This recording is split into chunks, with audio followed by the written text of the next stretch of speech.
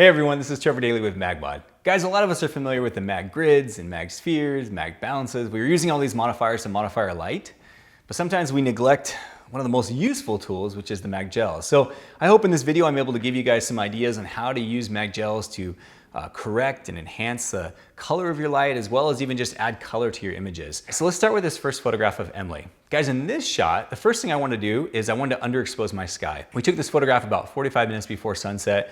It was bright white, sun was out, and so I need to get color in my sky, because if I want to do anything, I can't enhance or change the color of a white sky.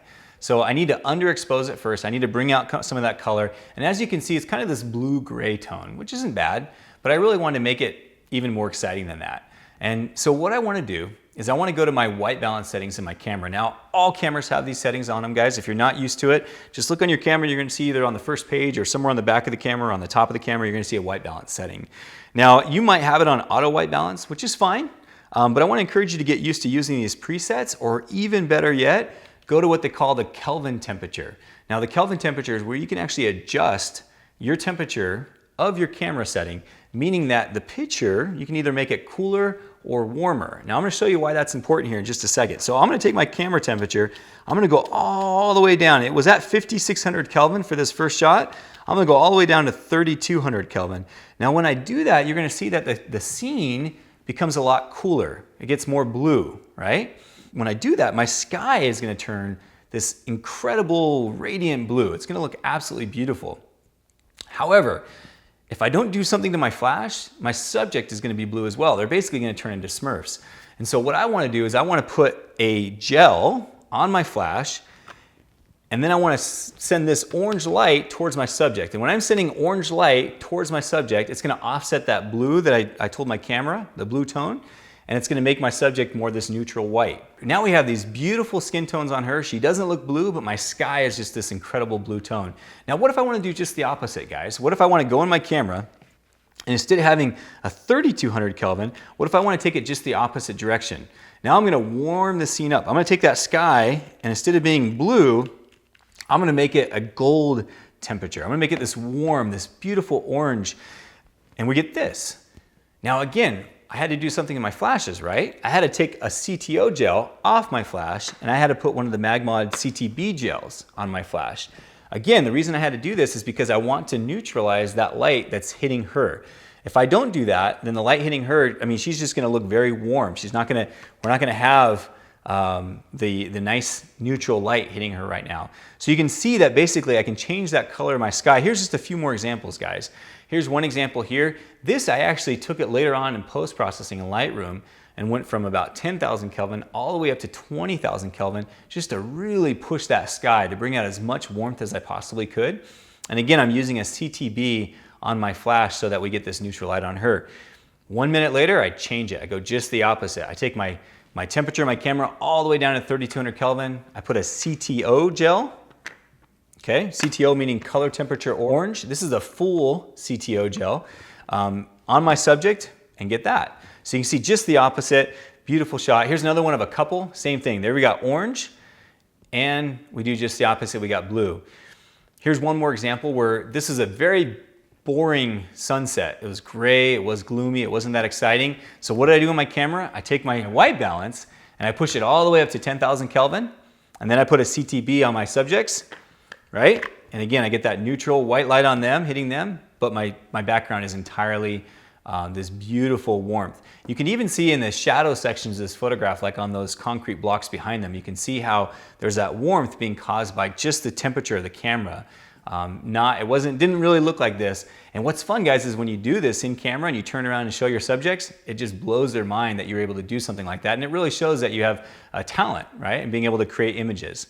So another way I like to use this, guys, is when I'm shooting weddings.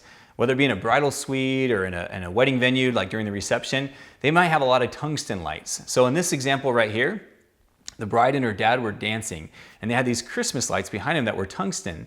Now, our camera, when we shoot this at 5600 Kelvin, which is the typical white balance for a flash without any gel, it's gonna give make those little Christmas lights very warm. Or if you have candles behind your subjects, it's gonna be very warm in your scene, which is fine, But if you want to color correct, if you want to make that white light, that white wedding really look white and make it look the correct color that it was on that wedding day, from this setting right here, you're going to take your white balance, go all the way down to 3200 Kelvin, and that's going to take those tungsten lights and make them white.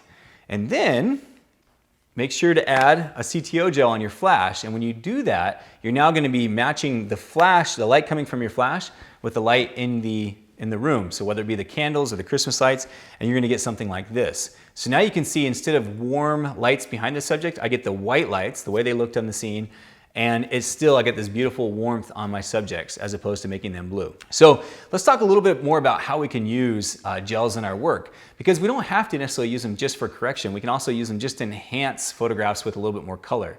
So this shot right here of this couple, I had them up against in this corner, kind of in this little concrete, where concrete met some a metal door, if I remember correctly.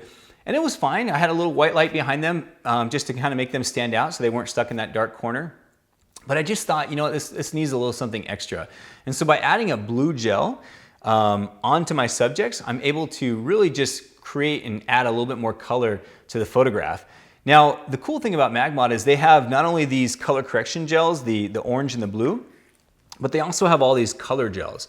So you can literally take any of these colors. Now, this is their creative set. They also have an artistic set, which is less saturated colors. But what's cool about the artistic ones is you can actually, you can do this in the creative as well, but what I like to do with the artistic ones is combine them together so you can actually create colors as well. You can definitely do that with the creative, but they're a little bit more saturated. So it's just going to kill more of the flash power. But what I like to do is like you said, like I show you in this scene here, is just add a little bit more color, makes it stand out, makes the subject stand, really pop from the scene. Here's another example of using an orange and a lavender light as flares, as opposed to just regular light flares. I'm just adding a little bit more enhancement or color to the photograph. Here's an example of Emily where we have kind of a before and after, using one with no color and then one with. So here's with no color. I'm thinking, yeah, it looks great, but I really want something to complement her orange skin tones. And so that's where I bring in that blue gel behind her. You can see it just makes the photo more interesting and definitely more unique. So here's a shot where we have a bride and groom, where basically the groom's holding a light. It's bouncing off the wall behind him. I'm thinking, this is great, but let's add one of their wedding colors to the shot. So really it makes it more of kind of a signature shot that I can include in the album or sell in a print, something like that. Now, a couple little tips on using gels, guys, is one of the most important things is when you're using them is I see a lot of people, they'll try to bounce them off like white walls, for example. So they'll take these nice saturated, let's say they have a red gel, for example, and they'll put it on their flash and they'll bounce it and it'll hit a white wall, but then it gets completely absorbed. And they're thinking, man, why am I not getting the saturation that I've seen in some of these photographs where other photographers are using them? Well, what you need to remember is that the colors, you're gonna see more saturation in those colors when you're actually shooting them into darker color walls. So like, for example, if you're shooting out in the street or something, if you can find like a dark gray wall or even closer to like a black color, you're gonna get more saturation from those gels shooting into those walls than you are from a white wall. The white wall is just gonna absorb that color and you're not gonna be able to see it. So just keep that in mind. Here's an example of what I mean. This photograph of Emily, I have an orange gel on the left and a blue gel on the right. So I'm using, again, these color correction gels, but I'm just using them for creative purposes here. So I have the blue gel on the right, the orange gel on the left. And as you can see, I'm shooting them towards Emily. Now, it's casting a shadow to her left and to her right.